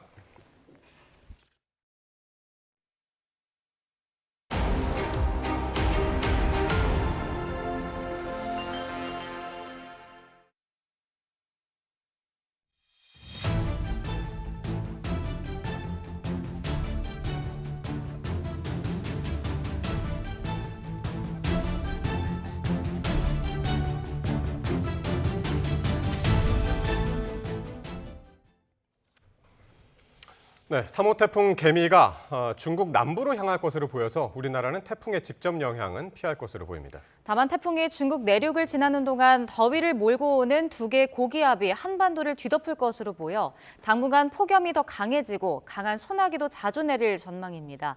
장마는 막바지에 이르렀지만 종료 여부는 불확실한 상황입니다. 정희윤 기자가 보도합니다. 필리핀 동쪽 해상에서 북상 중인 3호 태풍 개미의 모습입니다. 중심 풍속 시속 170km에 육박하는 매우 강한 태풍으로 발달했습니다. 태풍은 중국 푸저우 부근에 상륙한 뒤 중국 내륙으로 더 북서진할 전망입니다. 따라서 우리나라는 태풍의 직접 영향은 없을 것으로 보입니다. 다만 태풍이 중국으로 북상하면서 제주도 부근 남해상과 서해상은 주말까지 너울성 파도가 높게 일겠습니다. 우리나라는 본격적인 폭염이 강화할 전망입니다. 더위를 몰고 오는 두 개의 고기압이 한반도 상층을 뒤덮을 것으로 예상되기 때문입니다. 기상청은 태풍이 중국에 상륙할 것으로 예상되는 내일 저녁쯤 일본 남쪽에서 확장하는 덥고 습한 북태평양 고기압이 우리나라 대기 하층을 채울 것으로 보고 있습니다. 더 높은 대기 상층은 중국에서부터 확장한 고온 건조한 티베트 고기압이 덮을 것으로 예상했습니다. 마치 열돔처럼 한반도 상층이 더운 열기로 가득 메워지는 건데 일시적이지만 폭염이 무척 심해질 가능성이 큽니다. 역대급 폭염을 기록한 지난 2018년 한반도 상공에 3개의 고기압이 영향을 줬는데 바로 북태평양 고기압과 티벳 고기압 그리고 중국 내륙에서 발달한 열적 고기압이었습니다. 이번에도 두 개의 고기압이 상층을 채우는 거니까 지속적이진 않아도 당분간 폭염이 심해질 가능성이 큽니다. 폭염이 계속 이어지거나 장마가 종료되는 등의 한반도 날씨는 앞으로 태풍의 움직임과 한반도 주변 기압계 상황에 따라 달라질 전망입니다. 태풍이 지나갈 때 흐트러지는 기압계가 태풍이 통과하고 난 뒤 다시 한번 재정립되고 다시 한번 기압계가 자리를 잡는 이 시기에 이 북태평양 고기압이 얼마나 우리나라에 자리를 잡는지에 따라 장마의 종류가 기상청은 전국적으로 폭염특보가 확대해 당분간 33도 안팎의 무더위와 열대야와 함께 강한 소나기가 공존할 것으로 예상했습니다. YTN 정혜윤입니다. 카카오가 총수 구속으로 최악의 상황을 맞으면서 계열사인 카카오뱅크의 매각설이 나오고 있습니다. 인터넷 은행의 특성상 대주주가 벌금형을 받으면 10%를 초과하는 지분을 팔아야 하기 때문인데 지분 매각 과정이 쉽지만은 않아 보입니다. 류환홍 기자입니다. 총수 구속으로 당장 발등에 불이 떨어진 곳은 카카오뱅크입니다. 김범수 경영쇄신위원장과 법인인 카카오가 만에 하나 주가 조작 혐의로 벌금형 이상을 받게 되면 인터넷은행 특례법에 따라 금융당국이 10% 초과 지분 매각을 명령할 수 있습니다. 2016년 KT가 담합 혐의로 공정거래위원회 조사를 받으면서 K뱅크의 10% 초과 지분을 BC카드에 매각한 전례도 있습니다. 그렇지만 김범수 위원장의 대법원 판결까지 2, 3년이 걸리고 또 카카오가 지분 매각 명령에 반발해 소송에 나선다면 실제 매각까지 더 많은 시간이 걸릴 수밖에 없습니다. 상상인그룹 유준환 대표의 불법 대출 의혹 혐의로 금융위가 지난해 저축은행 두 곳의 매각을 명령했지만 현재도 소송전이 진행 중입니다. 게다가 카카오보다 단 한 주 적은 2대 주주인 한국투자증권이 카카오뱅크의 대주주가 되는 것도 실현 가능성은 낮습니다. 금융지주회사법에 따라 증권사는 은행을 소유할 수 없어 한국투자금융지주가 지분 인수에 나설 수밖에 없는데 이 또한 난관이 있습니다. 증권과 달리 이제 은행 같은 경우는 또 은행만의 규정이 되게 또 까다로운 부분들이 많습니다. 뭐 자기 자본 비율도 맞춰야 되고 여러 가지 충당금들도 또 써야 되고 규제가 좀 상당히 많은 걸로 좀 알려져 있거든요. 그래서 한국투자금융지주가 이거를 이런 규제를 알고서도 인수하기에는 여러 가지 좀 부담들이 좀 있다는 거죠. 카카오가 10% 초과 지분 17.16%를 매각할 경우 현재 카카오뱅크의 주가를 고려하면 지분 가치가 1조 7천억 원으로 추산됩니다. 한국투자증권 측은 현재 시점에서 내부적으로 결정된 사항이 없고 아직 사법적으로 결정이 나오기까지 시간이 많이 남아있어 상황을 지켜보고 있다는 입장입니다. YTN 유환홍입니다. 이동관 전 방송통신위원장 사진 그래픽을 잘못 사용한 YTN 방송사고와 관련해 이 전 위원장이 손해배상 소송을 냈지만 1심에서 졌습니다. 서울중앙지방법원은 오늘 이 전 위원장이 YTN과 전현직 임직원들을 상대로 3억 원을 배상하라며 낸 소송에서 원고 패소로 판결했습니다. 앞서 YTN은 지난해 8월 분당 흉기난동 사건을 보도하면서 당시 방송통신위원장 후보였던 이 전 위원장 사진을 뉴스의 배경화면으로 10초가량 내보냈습니다. 이후 이 전 위원장은 손해배상 소송과 함께 관계자들을 경찰에 고소했는데 지난 2월 경찰은 방송사고에 고의가 없었다며 무혐의 처분을 내렸습니다. 검찰이 국회에서 거짓 해명을 한 혐의 등으로 고발된 김명수 전 대법원장에게 소환을 통보했습니다. 고발된 지 3년 5개월 만으로 전직 대법원장의 검찰 조사를 받는 건 이번이 두 번째입니다. 김태원 기자입니다. 검찰이 김명수 전 대법원장에게 피고발인 신분으로 출석할 것을 요구했습니다. 이른바 거짓 해명 의혹 사건과 관련해 직권남용과 허위공문서 작성, 행사 혐의 등으로 고발된 지 3년 5개월여 만입니다. 김 전 원장은 지난 2020년 5월 국회에 탄핵안 의결 가능성을 언급하며 임성근 전 고등법원 부장판사의 사표 수리 요청을 반려했습니다. 법률적인 것은 차치하더라도 사표 수리에 따른 국회 반발 등 정치적 상황을 고려해야 한다는 게 이유였습니다. 톡 까놓고 이야기하면 지금 뭐 탄핵하자고 저래 나오고 설치고 있는데 그거 내가 사표 수리했다고 하면 국회에서 무슨 이야기 듣겠냐 말이야. 이런 사실이 알려지자 김 전 원장은 탄핵을 위해 사표 수리를 거부한 적이 없다는 취지로 국회에 답변서를 냈습니다. 하지만 임 전 부장판사가 대화 녹취를 공개하며 답변서 내용이 거짓으로 밝혀졌고 김 전 원장은 9달 전에 불분명한 기억에 의존해 해명을 번복하게 됐다면서 사과했습니다. 이후에 어쨌든 임성근 부장판사님과 그리고 실망을 드린 모든 분들께 깊은 사과와 죄송하다는 말씀을 드립니다. 사건 배당 뒤 서면 조사만 진행했던 검찰은 지난해 7월 법원행정처 차장을 지냈던 김인겸 서울고법 부장판사를 피의자로 불러 조사했지만 이후 1년간 별다른 진척은 없었습니다. 그러나 이번에 김 전 원장을 소환하면서 수사에 속도를 낼 거란 분석이 나옵니다. 검찰은 김 전 원장과 일정을 협의하고 있는데 이르면 다음 달 조사가 진행될 가능성이 있습니다. 사법농단 의혹으로 기소된 양승태 전 대법원장에 이어 헌정사상 두 번째로 전직 사법부 수장이 검찰 조사를 받게 됐습니다. YTN 김태원입니다. 규정을 위반한 군기훈련, 얼차려를 지시해서 훈련병을 숨지게 한 혐의를 받는 중대장이 유족에게 당시 상황을 축소해 설명한 정황이 담긴 녹취록이 공개됐습니다. 중대장은 유족에게 선착순 달리기를 시키지 않았다고 강조했는데 이후 경찰 조사 결과는 달랐습니다. 표정호 기자가 보도합니다. 지난 5월 23일 완전군장을 하고 연병장을 뛰는 군기훈련을 받던 박모훈련병이 쓰러진 다음 날 신병교육대 중대장 강모대위가 유족과 만났습니다. 유족이 당시 상황을 묻자 중대장은 훈련병들에게 연병장을 3바퀴 돌라고 지시했다고 말합니다. 저희들이 강매했던 그 운동장을 돈 거예요? 네네, 그거를 몇 바퀴. 그때 제가 지시한 거는 3바퀴였습니다. 훈련병을 선착순으로 빨리 달리게 했느냐는 질문에는 그렇지 않다며 선착순은 없었다고 강조합니다. 선착순처럼 이런 식으로 돌렸나요? 그러면 어떻게?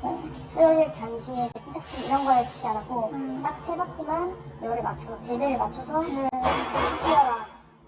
그런 속도 같은 거 통제하지 않아요. 하지만 이후 경찰 조사는 달랐습니다. 중대장은 훈련병들에게 완전군장 상태로 선착순 뜀걸음 1바퀴를 실시하게 하고 팔굽혀펴기와 뜀걸음 3바퀴를 잇따라 지시한 것으로 파악됐습니다. 이에 따라 중대장이 자신의 잘못을 숨기려고 유가족에게 거짓말을 한 거라는 주장이 나왔습니다. 또 중대장의 이런 설명이 초기 환자 후송 등 조치에도 악영향을 미쳤을 거라는 지적입니다. 이처럼 중대장은 유가족을 기만하면서까지 자기 죄를 숨기려고 했을 뿐만 아니라 왜곡된 사실만 의료 체계를 따라 전달됨으로써 의료인들이 과도한 신체 활동으로 열사병이 발생했을 것이라 짐작하기보다는 날씨가 더워서 쓰러졌다고 오인할 여지를. 군인권센터는 중대장의 거짓말이 박훈련병의 사망에 여러 영향을 끼쳤을 거라며 반드시 중형으로 벌해야 한다고 촉구했습니다. 학대치사와 직권남용 혐의로 구속 기소된 중대장과 부중대장에 대한 첫 재판은 다음 달 15일 열릴 예정입니다. YTN 표정호입니다. 임성근 전 해병대 1사단장의 구명 로비 의혹에 관여한 것으로 알려진 해병대 단체 대화방 참여자들이 이 의혹을 고위공직자범죄수사처에 공익신고한 변호사 등을 고소했습니다. 경기 수원 중부경찰서는 오늘 전직 대통령 경호처 직원 송모 씨 등 2명으로부터 허위사실 적시에 의한 명예훼손 혐의로 김규현 변호사, JTBC, 김종대 전 정의당 의원 등을 처벌해달라는 내용의 고소장을 접수했다고 밝혔습니다. 이번 의혹은 대화방 참여자 가운데 한 명인 김 변호사가 임 전 사단장의 사퇴와 관련해 VIP에게 얘기했다는 이종호 전 블랙펄 인베스트먼트 대표의 발언이 담긴 통화 녹취록 등을 공익 제보하면서 불거졌습니다. 지난해 학교폭력을 당한 학생 40%가 자살, 자해 충동을 느꼈을 만큼 학교폭력의 수준은 갈수록 심각해지고 있습니다. 최근 들어서는 가해자 측의 맞불 신고가 늘면서 피해 학생들은 사과는커녕 법적 분쟁에 휩쓸리는 경우가 많습니다. 보도에 염혜원 기자입니다. 중학생인 자녀가 친구에게 당한 학교폭력은 상상 이상이었습니다. 가해 학생이 SNS에 자녀의 것처럼 꾸민 계정을 만들어 성적인 내용을 올리고 비방과 욕설을 담은 메시지를 보내며 1년 넘게 괴롭혀온 겁니다. 가해 학생은 저희 아이의 사진을 좋잖아요. SNS 플랫폼에 프로필 사진을 등록하고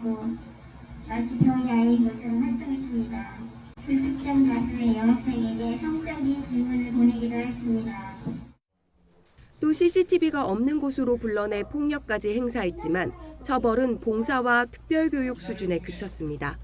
사이버 폭력은 거의 고려되지 않았고 물리적 폭력도 증거가 충분하지 않다며 일부만 인정한 겁니다. 한 시민단체가 지난해 학교폭력 실태를 조사한 결과 64%가 학교폭력으로 고통스럽다고 답했습니다. 지난 2017년 이후 최고치입니다. 피해 학생 10명 가운데 4명은 자살, 자해 충동이 일었다고 답했는데 특히 초등학생 피해자의 응답이 1년 전보다 38%나 더 많아졌습니다. 신체적이나 경제적인 폭력을 한 게 아니고 정신적인 폭력이어서 기준도 애매하고 학교 폭력이 인정될지 안 될지도 잘 모르겠어서 너무 답답해가지고 도망도 못 치고 학교를 계속 다녀야 된다는 게 너무 힘들어요. 문제는 가해 학생에 대한 처벌이 여전히 제대로 이루어지지 않고 있다는 점입니다. 학교 폭력 피해가 잘 해결되지 않았다는 응답은 52%로 절반이 넘었고 사과조차 받지 못했다는 학생도 48%나 됐습니다. 최근엔 가해 학생 측에서 맞불 신고를 하는 경우가 많습니다. 학교 폭력 사례 10건 가운데 4건이 넘습니다. 쌍방 신고의 증가로 피해 학생의 고통이 심화되고 보호자 간 감정 싸움 등으로 갈등 부작용이 과열되는 현상을 볼 수 있었습니다. 법률 상담 요청하는 비율은 11%로 지난 10년간 2.9배 증가하였습니다. 학교 폭력 사태가 법적 분쟁으로 번지면 피해 학생은 정신적, 육체적 고통에 경제적 부담까지 져야 합니다.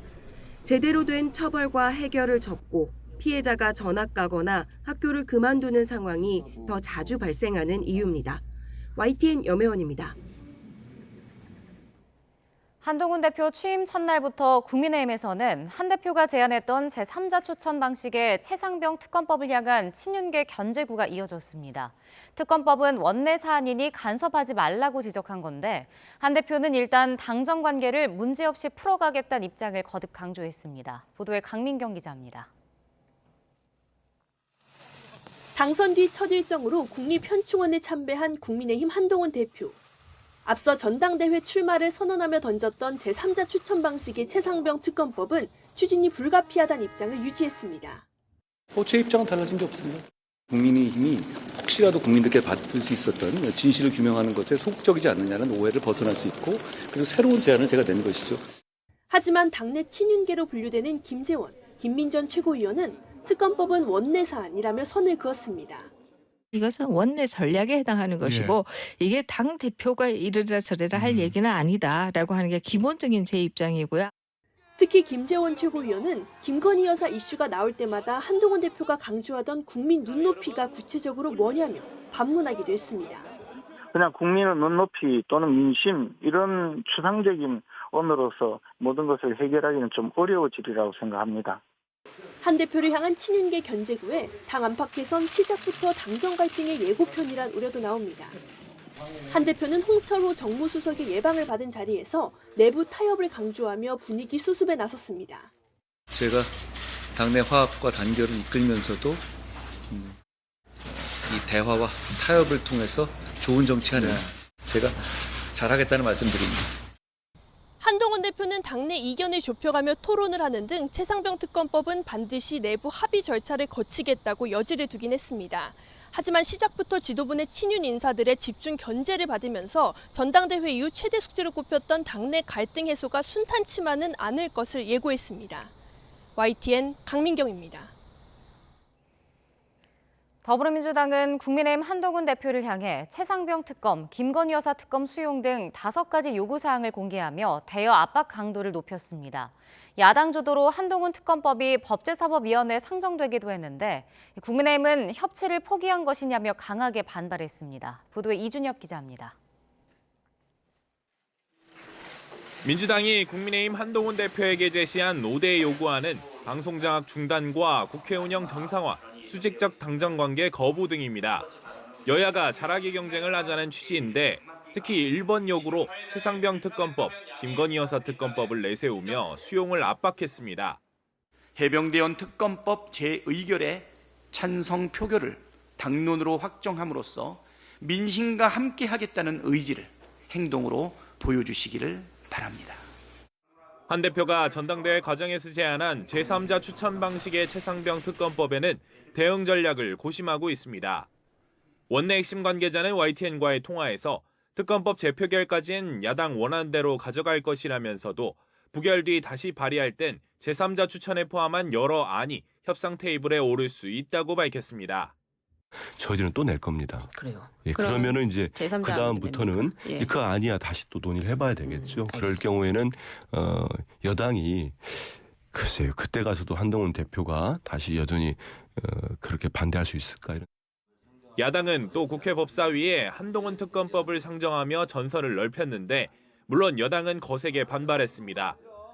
한동훈 체제의 공식 활동 첫날인데 앞에선 축하 인사를 하고 뒤로는 특검을 준비한다며 장치상의 재뿌리는 거대 야당의 횡포라고 날을 세웠습니다. 조국혁신당이 한동훈 특검법에 댓글팀 의혹까지 추가한 것을 거론하며 협치를 걷어차겠다는 선언이라고 규탄했습니다. 이재명 전 대표를 향한 충성 경쟁과 원한 사무친 입법 보복으로 국회와 정치의 품격은 상실되고 협치는 실종됐습니다. 한 위원장도 야당이 다수 의석을 갖고 있다고 해서 기본이 안 되는 걸 밀어붙이는 게 민주주의냐며 막무가내식 억지라고 비판했습니다. 야당의 5가지 요구안도 국민이 평가할 것이라며 사실상 거절했습니다. 첫날인데 그런 걸 내놓는 걸 어떻게 평가하십니까? 국민들께서 어떻게 평가하실지 걱정되네요. 저렇게 정치하는 걸 보고 국민들께서 평가하실 거라고 생각합니다. 제가 평가하지 않겠습니다. 보지도 않았고요. 한동훈 특검법과 5대 요구안은 일면 최상병 특검법 관철을 위한 협상 카드 차원으로도 읽힙니다. 민주당의 8월 새 지도부가 출범한다 해도 대치 국면은 한동안 계속될 것으로 보입니다. YTN 이준엽입니다. 우원식 국회의장이 내일 본회의를 열어 최상병 특검법 재표결과 방송사법을 차례로 처리하겠다는 뜻을 밝혔습니다. 여당이 강력 반발하는 가운데 민생회복 지원금과 노란봉투법도 함께 통과시키겠던 민주당은 법사위 단계를 남겨놓으며 속도 조절에 나섰습니다. 보도에 손효정 기자입니다. 일주일 전 방송법 중재안을 제시했던 우원식 국회의장은 여당이 사실상 거부하자 다시 기자회견을 자처했습니다. 앞서 정부 여당이 공영방송 이사진 선임 절차를 중단하고 야당은 방송사법 입법 강행과 방통위원장 탄핵 논의를 중단하란 내용이 중재안의 골자였는데 이를 거부한 정부 여당의 태도를 질타하며 상황이 달라지지 않으면 본회의를 열고 방송사법을 차례로 처리할 수밖에 없다고 못 박았습니다. 마주치지 않는 손뼉을 마냥 기다릴 수는 없습니다. 상황의 변화가 없다면 의장은 본회의에 부의된 법안에 대해서 순차적으로 처리해 나갈 수밖에 없습니다. 우 의장은 대통령 거부권 행사로 다시 국회에 돌아온 최상병 특검법도 재표결에 붙이겠다고 밝혔습니다. 국민의힘은 방송사법이 본회의에 상정될 경우 무제한 토론, 필리버스터에 돌입한다는 방침입니다. 야당의 방송법 입법 강행의 배경엔 방송장악 의도가 숨겨져 있다며 협조할 뜻이 없음을 분명히 한 겁니다. 민주당은 방통위 정상화를 최대한 늦추기 위해 안간힘을 쓰고 있습니다. 뒤로는 방송사법을 날치기 처리할 만반의 준비를 하고 있었던 것입니다. 애초 이번 본회의에 여러 당론 법안을 함께 통과시키겠다고 공언했던 민주당은 일단 숨고르기에 들어가 최상병 특검법과 방송사법 처리에만 집중하기로 했습니다. 결국 방송장악에 대한 야욕을 버리지 못했다는 것을 드러낸 것입니다. 방송법은 정치권으로부터 방송을 독립시키는 방송 독립법입니다. 노란봉투법과 민생회복 지원금 법안은 법사위 심사를 한 번 더 거치게 됐는데 다음 주 본회의를 열어 7월 국회 내 처리하겠다는 민주당 계획은 그대로입니다. 국민의힘의 필리버스터를 야당이 표결로 강제 종료하려고 해도 일단 24시간이 지나야 합니다. 이 때문에 방송법 4개를 처리하기 위해선 최소 4박 5일 본회의가 열릴 거란 관측도 나옵니다. 국회 정치 실종의 진풍경이 또 한 번 펼쳐질 거란 우려입니다. YTN 손효정입니다. 국민권익위원회 업무보고가 진행된 국회 정무위원회 전체회의에서 권익위가 김건희 여사 명품 가방 수수 의혹을 수사기관에 넘기지 않고 종결한 경위를 두고 여야 공방이 벌어졌습니다. 야당 의원들은 권익위가 김 여사와 담당 행정관을 직접 조사했는지 따지며 처음부터 봐주기 결정을 하려고 조사 의지 자체가 없었다고 비판했습니다.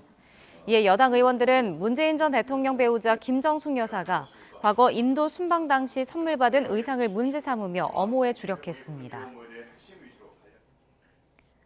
국회에서 열린 박영재 대법관 후보자 인사청문회에서 민주당 이재명 전 대표의 수사 재판 과정이 적법한지 묻는 야당 의원들의 질의가 이어졌습니다. 민주당 김남근 의원은 수사기관의 압수수색 범위가 너무 넓다면 법원이 통제해야 하고 수사권이 없는데 수사에서 기소한 경우 공소기각 결정을 내려야 한다고 지적했습니다. 민주당 박희승 의원은 국민의힘 의원들이 이 전 대표의 재판을 신속히 진행하라고 요구하며 대법원에 항의 방문했던 점을 거론하며 이는 사법부의 독립성을 침해하는 것이라고 지적했습니다. 박 후보자는 이 같은 질의에 시행령의 위법성은 대법원에서 판단할 것이고 사법부의 독립은 정치적 압박으로부터의 독립이 시작이라고 답했습니다. 국민의힘은 박영재 대법관 후보자 인사청문회에서 민주당 이재명 전 대표 수사 재판 과정의 적법성을 따진 야당 의원들의 주장을 조목조목 반박했습니다. 유상범 의원은 검찰청법상 검찰의 수사 범위는 부패와 경제범죄 등 대통령령으로 정하는 중요 범죄라고 돼 있다며 부패와 경제범죄만으로 한정된 건 아니라고 주장했습니다. 유 의원은 민주당 의원들이 이화영 전 경기도 평화부지사 재판에서 이재명 전 대표가 관련돼 있다는 진술이 나오자 법원을 항의 방문한 건 역시 부적절하다며 여당은 신속한 재판의 필요성을 강조한 것뿐이라고 덧붙였습니다. 세계에서 가장 높은 산 14개 중에 8개가 있는 네팔에선 항공사고가 자주 일어납니다. 이번엔 수도 카트만두 공항에서 비행기가 이륙 직후에 추락했는데 탑승자 19명 가운데 조종사 1명을 제외한 18명이 숨졌습니다. 보도에 홍주혜 기자입니다. 네팔 수도 카트만두의 트리부반 국제공항. 항공기가 지상으로 추락하며 화염에 휩싸이고 시커먼 연기가 피어오릅니다. 네팔 사우랴 항공 여객기가 이륙하자마자 오른쪽으로 방향을 틀더니 활주로 동쪽에 떨어지는 장면입니다. 정기 점검을 받기 위해 포카라 공항으로 향하던 비행기엔 승무원 2명과 기술자 17명이 타고 있었습니다. 그러나 탑승자 19명 가운데 조종사 1명만 눈을 다친 채 살아남았고 나머지 18명은 모두 숨졌습니다. अब 15जना 15 3 18जना को बडीहरू लगिसकेका छ एकजना केएमसीमा उपचाररत हुनुहुन्छ भन्ने हामीलाई खबर अहिले त्यो अवस्था छ यसपछि फर्दर के हुन्छ अहिले स्टिल हामी हेर्दै छौं. 카트만두는 현재 우기를 지나고 있지만 사고 당시엔 비가 내리지 않았습니다. 다만 가시거리는 짧았습니다. 히말라야 산맥에 자리한 네팔에선 험난한 지형과 변덕스러운 날씨 탓에 항공사고가 자주 일어나는 편입니다. 지난해 1월에도 예티 항공 여객기가 포카라에서 추락해 한국인 부자 2명을 포함한 탑승객 72명 전원이 목숨을 잃었습니다. YTN 홍주혜입니다. 우크라이나 외무장관이 러시아의 침공 개시 이후 처음으로 중국을 방문했습니다. 당선되면 전쟁을 곧바로 끝내겠다는 트럼프 변수에 평화 중재가 탄력이 붙는 모양새입니다. 베이징 강정규 특파원이 전해드립니다. 왕이 중국 외교부장이 드미트로 쿨레바 우크라이나 외무장관을 맞이합니다. 쿨레바 장관이 중국을 찾은 건 2022년 2월 러시아의 침공 이후 처음입니다. 회담 장소는 수도 베이징이 아닌 남쪽 끝 광저우.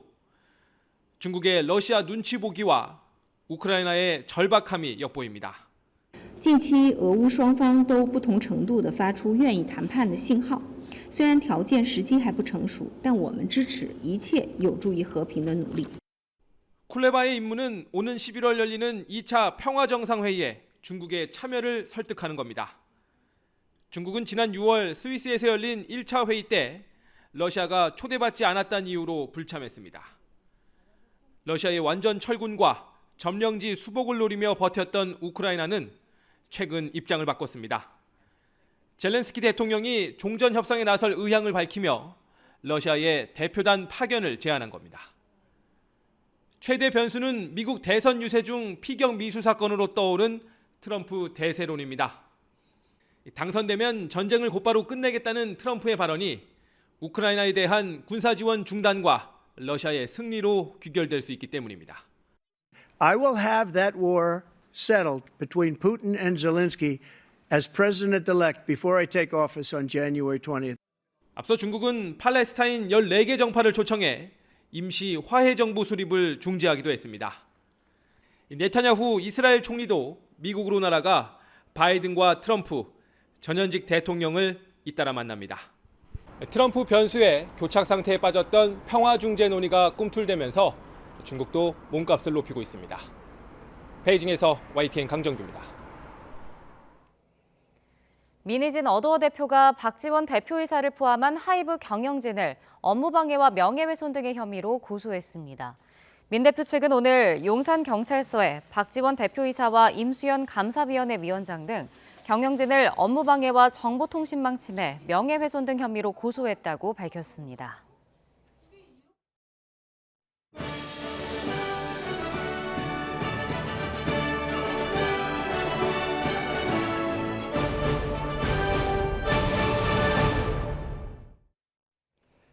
네, 이번 파리올림픽은 관광 명소와 문화유적지에서 경기가 열린다는 점이 특징입니다. 우리 선수들이 메달을 딸 장소는 어디인지 양시찬 기자가 미리 다녀와 봤습니다. 우리나라의 금메달 소식을 전해줄 장소, 가장 먼저 소개해드릴 곳은 앵발리드 군사박물관입니다. 화려한 금색 돔과 또 나폴레옹의 시신이 안치된 것으로 유명한 파리의 대표적인 관광 명소 중에 한 곳인데요. 이번 올림픽에서는 우리나라 선수단에게도 더없이 중요한 장소가 됐습니다. 바로 대표적인 효자 종목, 양궁 경기장으로 탈바꿈했기 때문입니다. 오는 29일 10연패라는 대기록에 도전하는 여자 단체전을 시작으로 30일 남자 단체전, 또 다음 달 2일부터 혼성 경기와 남녀 개인전이 잇따라 열립니다. 저희가 낼 수 있는 경기력을 발휘한다면은 최대 라이벌은 저희 스스로가 아닐까 생각합니다. 한눈에 다 담을 수 없는 이 거대한 건축물, 우리나라의 승전보를 안겨줄 또 다른 장소, 이곳은 그랑팔레입니다. 이 프랑스인들의 문화, 예술의 성지와도 같은 이곳이 이번 파리올림픽을 앞두고는 펜싱과 태권도 경기장으로 바뀌었습니다. 개막 다음 날부터 개인전 경기가 시작되는데 남자 사브르 대표팀은 대망의 단체전 3연패에 도전하고 여자 에페도 지난 도쿄올림픽 단체전 결승전 패배 서력을 벼르고 있습니다.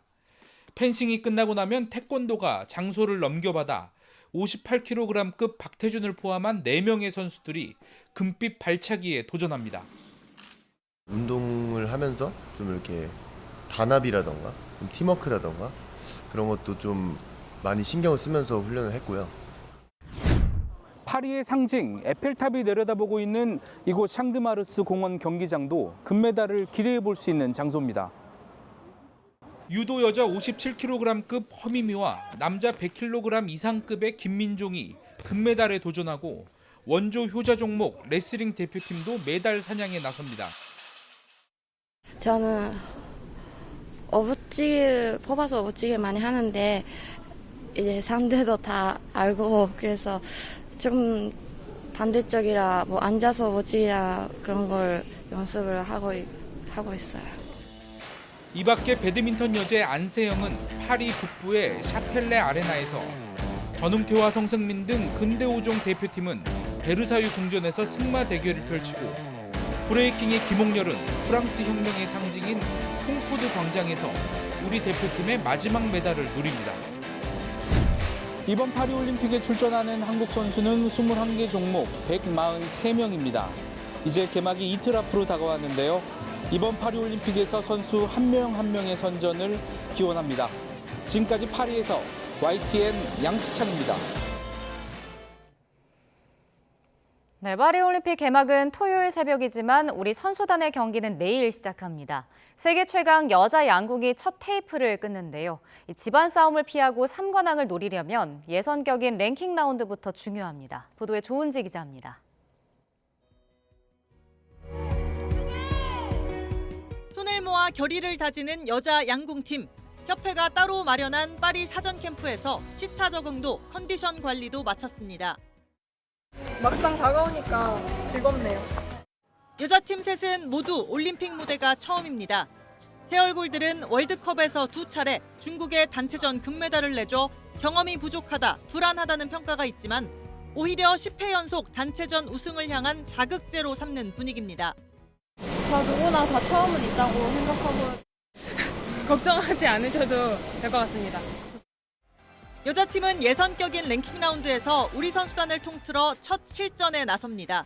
이 순위로 개인전과 단체전 대진표를 짜는 만큼 집안 싸움을 최대한 피하면서 메달 경쟁하려면 모두 상위권에 오르는 게 필수입니다.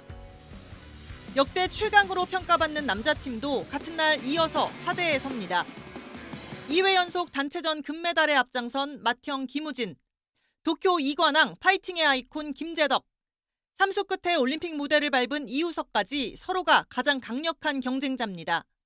우리 팀 남녀 1등이 짝을 지어 혼성 경기에 나서기로 한 만큼 3관왕을 노리려면 실력 발휘가 절실합니다. 여기 있는 누가 혼성전을 나가도 금메달을 딸 수 있을 정도의 실력을 가진 선수들이기 때문에 파리 앵발리드를 본뜬 세트에서 무념무상 10점을 쏘는 슈팅 로봇과 싸우면서 완벽 준비를 마친 한국 양궁팀. 이제 세계 최강을 증명할 시간입니다. YTN 조은지입니다. 파리올림픽이 정말 코앞으로 다가오면서 우리 선수들의 각오도 남다릅니다. 나 아니면 누가 금메달을 따냐부터 스스로 갈아 넣었다라는 격한 표현까지 자신감을 넘어서 비장한 결기까지 느껴질 정도입니다. 이대권 기자가 모아봤습니다. 파리올림픽 출전 선수단 가운데 가장 자신 있게 말한 선수는 단연 사격 국가대표 김혜지입니다. 8년 만에 우리 사격 대표팀의 금메달을 정조준하면서 이렇게 말했습니다. 저 말고 금메달을 딸 사람은 없을 거라고 생각합니다. 그만큼 노력을 해왔고 지금도 완벽한 행위를 만들기 위해 노력을 하고 있고 상대가 아닌 자신들을 최대 라이벌로 꼽는 남자 양궁 대표팀과 저희가 낼 수 있는 경기력을 발휘한다면은 최대 라이벌은 저희 스스로가 아닐까 생각합니다. 배드민턴 세계 랭킹 1위인 안세영의 말은 여유로 시작해 자신감으로 자연스럽게 마무리됩니다. 낭만 있게라는 것은 스포츠에서는 많이 사용하지 않는 용어 같은데요. 그냥 낭만 있게 끝냈다면은 제 스스로가 정말 그래도 올 한 해가 좀 잘 살았다고 이제 말할 수 있을 것 같아서. 이 한 몸 다 바쳐 갈아 넣었다는 높이뛰기 우상혁. 이 한 몸 다 바치고 갈아 넣어서 지금 파리 올림픽을 준비하고 있기 때문에 아무리 새벽이지만 놓치지 마시고 최대한 응원을 많이 해주시면 끝까지 살아남아서 포디움에 올라갈 수 있도록 해보겠습니다. 꼭 메달을 따서 부모님께 소 한 마리 사드리고 싶다는 유도 이준환도 목에 걸어드리고 친하신 분들에게 소 한 마리 잡으신다고 하셔가지고 제가 돈을 벌어가지고 소 한 마리 해드리고 있습니다. 이번 파리올림픽에서 노력에 대한 정당한 보상을 기대합니다. 이제 실력과 노력을 증명해야 할 그곳, 파리로 향한 우리 올림픽 대표팀. 그동안 쌓아온 기량을 마음껏 펼칠 기회가 서서히 다가오고 있습니다. 자, 코리아! YTN 이다운입니다. 프로야구 SSG의 추신수 선수가 최고령 타자 출전과 안타, 타점 기록을 모두 다시 썼습니다. 추신수는 KT와의 경기에 41세 11일의 나이로 출전해 롯데 전 외국인 선수 펠릭스 호세가 갖고 있던 최고령 타자 출전 기록을 깼습니다. 1회 첫 타석에서는 2루타를 터뜨려 최고령 안타 기록을, 7회에는 땅볼 타구로 타점을 올리며 최고령 타점 기록도 세웠습니다. 추신수의 활약 속에도 SSG는 KT에 5대3으로 져 아쉬움을 남겼습니다. 외야 관중석 지붕에서 화재가 발생해 경기 시작이 5분여 지연된 대전에서는 페라자가 9회 극적인 끝내기 안타를 쳐낸 홈팀 한화가 삼성의 이틀 연속 역전승을 거뒀습니다. 선두 기아는 7대0으로 크게 앞서던 5회 강우 콜드게임이 선언되면서 파죽의 8연승을 이어가며 2위와의 승차를 7경기까지 벌렸습니다. 논란 끝에 축구대표팀 사령탑에 오른 홍명보 감독이 다음 주 청사진을 밝힙니다. 대한축구협회는 오는 29일 오전 11시 축구회관에서 홍 감독 취임 기자회견을 개최한다고 공지했습니다. 지난 13일 이사회 승인을 거쳐 공식 선임된 홍명보 감독은 첫 일정으로 외국인 코치 면접을 위해 유럽 출장을 떠났습니다. 프로축구 최정상급 공격수인 이승우 선수가 강등 위기에 놓인 전북에 공식 입단했습니다. 전북이 구체적인 계약 조건을 밝히지 않았지만 계약 기간은 4년 6개월인 것으로 전해졌습니다. 이승우는 구단을 통해 전북은 K리그 최고의 팀이며 자신 역시 전북의 녹색 유니폼을 입고 한국 최고가 되겠다고 포부를 밝혔습니다.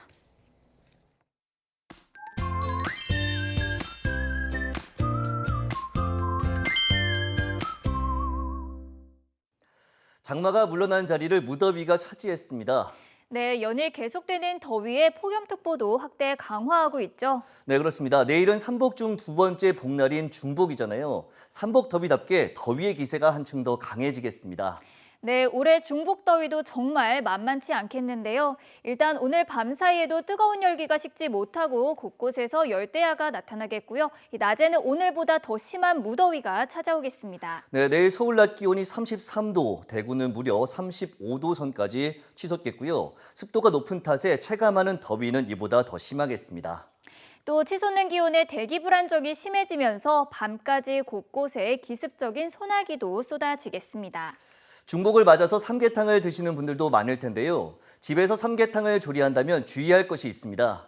네, 바로 식중독인데요. 보관할 때는 밀폐 용기에 담아서 냉장고의 가장 아래 칸에 보관해야 생닭의 핏물로 인해서 다른 식품이 오염되는 것을 막을 수 있습니다. 그리고 조리 전과 생닭을 만진 뒤에는 반드시 손을 씻고 생닭을 손질하기 전에 채소류를 먼저 손질하는 것이 식중독을 예방하는 데 도움이 되겠습니다.